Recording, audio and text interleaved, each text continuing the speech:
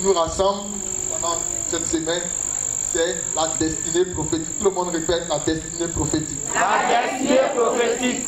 Tout le monde répète encore la destinée prophétique. La destinée prophétique. Alléluia. Amen. Quand on parle de destinée, il y a un mot qui sort, le destin. Quand on parle de destinée, il y a un mot dedans, le destin. Et quand on parle de prophétique, il y a un mot qui sort dedans, le prophète. Alléluia. Amen.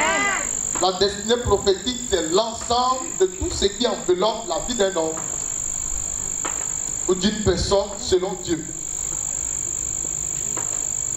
Selon Dieu. L'ensemble de tout ce qui remplira ta vie. Quand on parle de destinée prophétique, on parle encore du parcours jusqu'à la fin, qui ne dépend pas de la volonté d'un homme. Le mot prophétique vient pour nous dire que ça ne dépend pas de la volonté d'un homme. Ça dépend du prophète. Et quand on parle du prophète, ici on ne parle pas de moi, mais on parle de Dieu. Alléluia. Amen. On ne parle pas de moi, mais on parle plutôt de Dieu. Donc la destinée prophétique, c'est l'ensemble de tout ce qui va concourir à ta vie, ou ce qui concourt déjà parce que tu es déjà né. Alléluia. Amen. Alléluia. Amen. Voilà. Tout ce qui concourt à ta vie jusqu'à ta fin. Nous vivons sur la terre, certes, mais nous avons tous une fin. Amen. Nous avons tous une fin. Et la volonté de Dieu, c'est que nous durons non seulement sur la terre, mais pendant que nous durons sur la terre, il y a certains qui deviennent des vagabonds. Par contre, il y a des personnes qui deviennent utiles à la société. Selon Dieu, nous ne sommes pas nés pour devenir des problèmes. Amen. Nous sommes nés pour marquer notre existence et notre temps. Reçois cette onction au nom de Jésus. J'ai dit, tu marqueras ton temps et ton existence au nom de Jésus. Alléluia. Amen. La destinée qui vient de Dieu, pas d'un homme. Parce que l'homme dans son ensemble est limité. Aucun homme ne pourra vous satisfaire. C'est pourquoi ne placez jamais votre confiance en un homme. Il ne peut aller loin avec vous. Parce que lui-même ne connaît même pas où il s'en va. Et il a besoin même du secours de l'Éternel pour arriver là où lui-même veut partir. Donc quand tu te confies à un homme, tu as déjà échoué. Quand tu te confies dans ton mari, tu as déjà échoué. Quand tu te confies dans ton argent, tu as échoué parce que ton argent va finir. J'ai dit, même si tu ne semblais pas ressembler à quelqu'un d'important, la grâce de Dieu qui est dans cette révélation, qui est dans ce thème, va façonner ton histoire à partir d'aujourd'hui et dans le sud des temps. L'onction qui est dépêchée depuis le 3e siècle pour venir couronner ce séminaire. J'ai dit, va bouleverser ta vie, va transformer ton histoire. Afin que là où tu avais connu des échecs, là où tu avais connu le découragement, là où la mort avait commencé à t'étouffer, la gloire de Dieu te fasse rayonner. Et puis quelque chose de merveilleux commence à te donner un sourire. Un nouveau sourire, un nouveau sourire.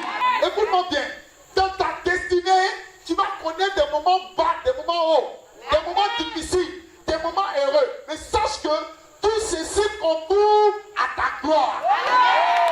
À partir d'aujourd'hui, je suis venu dire à quelqu'un qui pensait qu'il était en train d'échouer. C'était certainement une pensée, mais ce n'était pas le plan de Dieu.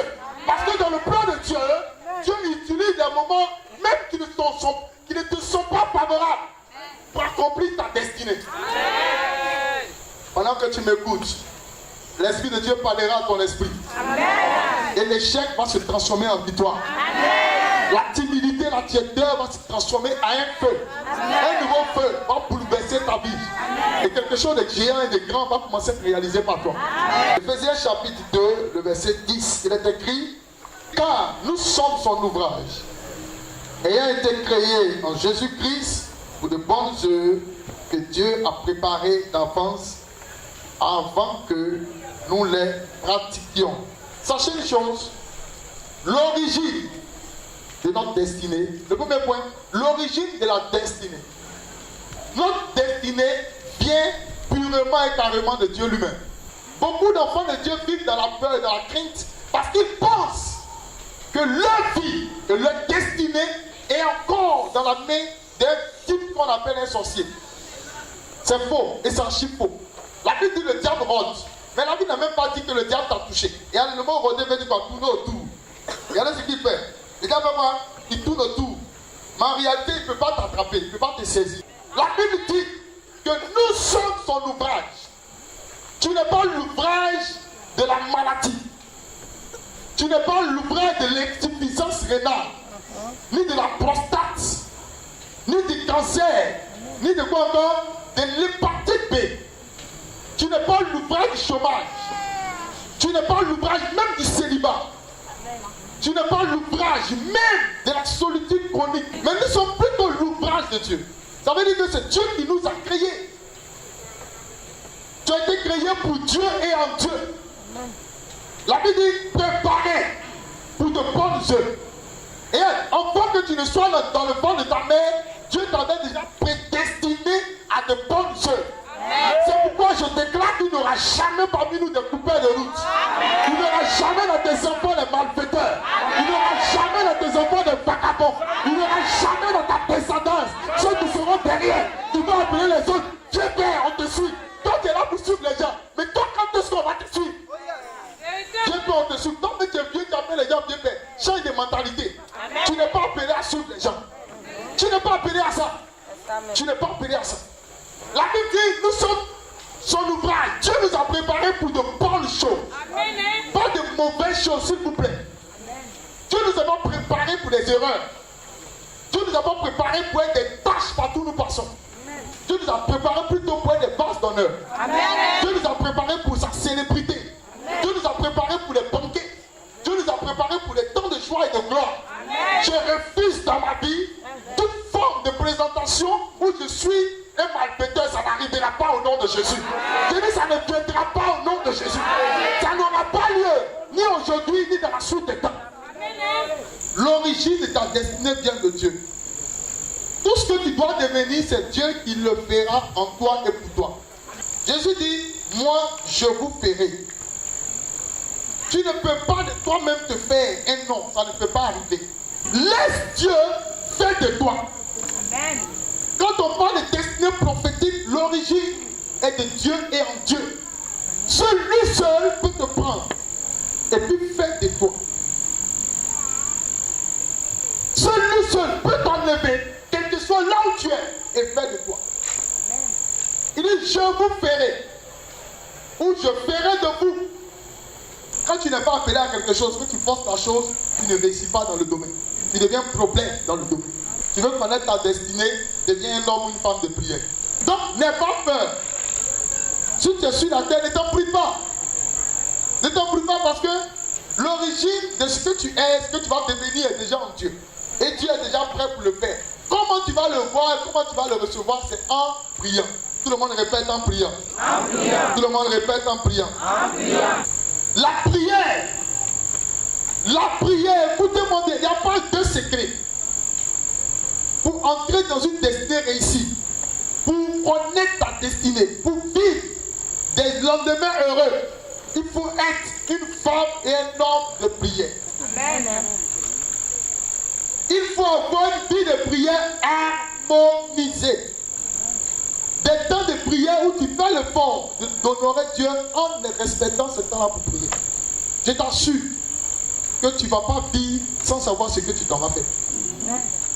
Je t'assure que tu ne vas pas vivre sans connaître même 10 ans de ta vie, 20 ans de ta vie, 30 ans de ta vie, 40 ans de ta vie, 50 ans de ta vie, 70 ans de ta vie. Plus nous prions, plus les choses sont éclairées, plus Dieu parle.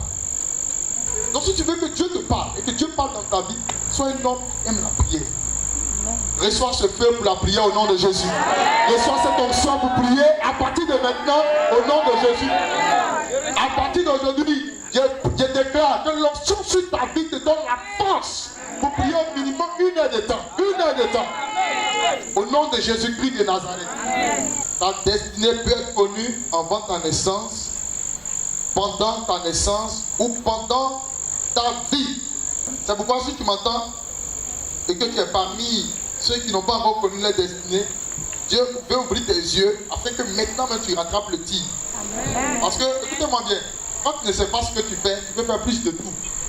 Mais quand tu sais ce à quoi tu es appelé, tu travailles mieux. Et tu travailles plus. Et tu travailles efficacement. Et quand tu fais des choses que tu ne connais pas, que tu devais faire, les gens peuvent ne même pas te considérer, te minimiser. Mais quand tu es en train de faire ce pourquoi tu es né, tout le monde te donne une certaine considération et le respect. J'ordonne cela dans ta vie au nom de Jésus. À partir d'aujourd'hui, tout désordre dans ta vie commence à retrouver l'ordre, le chemin de l'ordre, le chemin de l'ordre, le chemin de l'ordre au nom de Jésus. Je te dis, je le répète, arrêtez d'aller donner l'argent au marabout cadeau. Dieu connaît ce que tu vas devenir, il faut le prier seulement. Amen. Dieu sait pourquoi il t'a envoyé sur la terre. Arrête de t'embrouiller. Il dit bien, arrête de t'embrouiller. Les gens s'embrouillent, c'est pourquoi ils font les faux mariages. Les gens s'embrouillent, c'est pourquoi ils tournent en rond. Il y a beaucoup de gens qui tournent en rond dans la vie. Ils tournent. Le jour où tu vas prendre conscience et que tu seras à ta place, tu vas connaître ce qu'on appelle l'envol. Il y a beaucoup d'hommes qui ne peuvent pas s'envoler, c'est-à-dire décoller de là où ils sont.